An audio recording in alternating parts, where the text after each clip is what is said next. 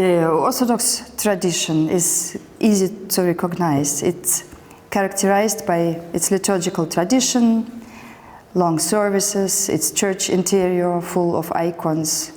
Orthodox spirituality makes extensive use of the material world. Chants, the alternation of light and darkness, the smell of incense, movements, colors, worship orders, and ascetic rules. Impressions, sensations, feelings, and all exterior material seems to dominate Orthodox spirituality through and through. At first glance, everything here is designed to appeal to the senses and the heart. The writings of the ascetic fathers, however, demonstrate a completely different attitude. One encounters here the motive that one should let more place for the mind, devoting himself completely to the inside. I would like to illustrate this inconsistency with an episode from the 18th century. The holy mountain Athos, two monks, fathers of two small brotherhoods, were discussing. The older of them, Athanasia the Moldovan, started the dispute. The younger one, Paisius Velichkovsky, who was about 35 years old, answered him. Athanasia accused Paisius and his brothers of not observing the prescribed rule of prayer.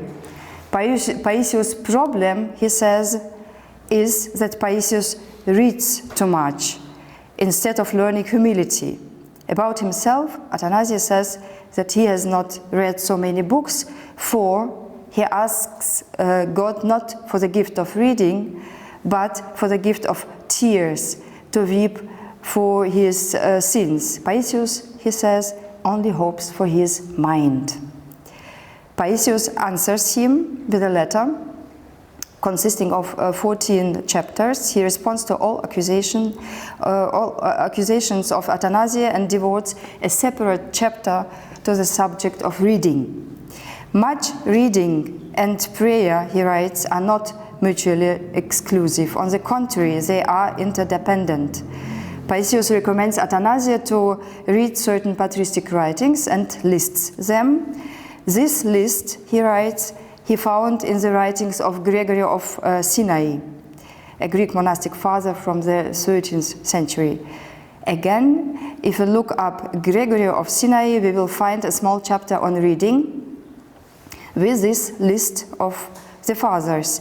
This list contains a number of names, including Saint Isaac of Nineveh, or the Syrian, a hermit who lived in Persia in the 7th century. Again, if you look up Isaac, it's immediately noticeable that such topics as intellect, reading, praying, thinking are here always considered together. For Isaac, one of the most important occupations of a hermit is reading. Reading Holy Scripture and patristic writings produces a certain mental state so that the mind starts to work. Isaac calls this state and this activity of the mind prayer.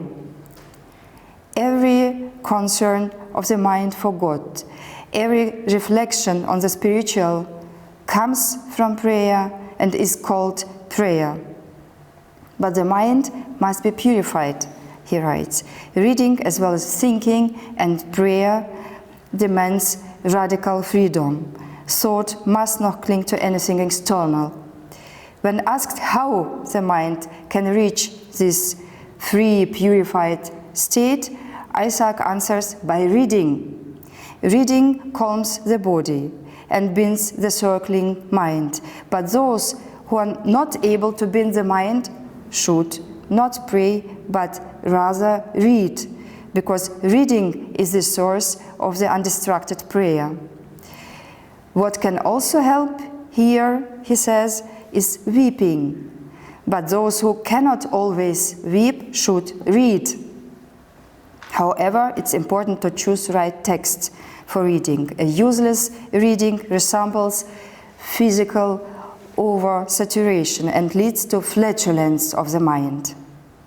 Reading, praying, and thinking on divine things, says Isaac, leads to an unprecedented joy that transcends all sensations. The reader then resembles a drunk. He senses that this is probably what the kingdom of heaven feels like.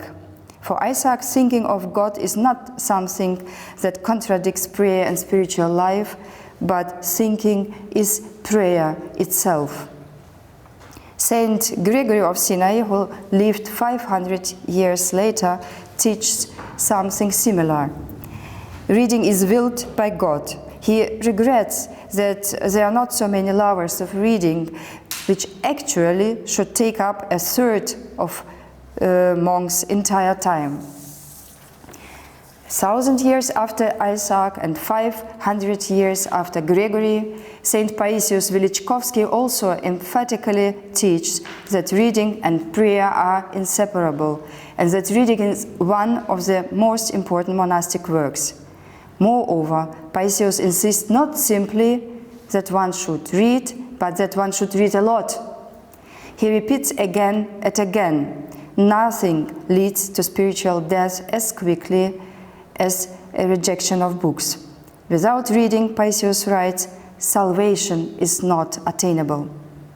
According to Saint Isaac, Saint Gregory, and Saint Paisius, reading leads to a state of deepest inner peace and silence, to dwelling in the inner desert and to being with God. Not only prayer in the usual sense of the word, but also reading and even working on translations of patristic writings. Any intellectual activity dedicated to God causes the inner silence, the mystical states, and the unity with God. The states of silence and joy that all three authors grasp as the result of reading and thinking, they describe not least in the categories of the mystical theology.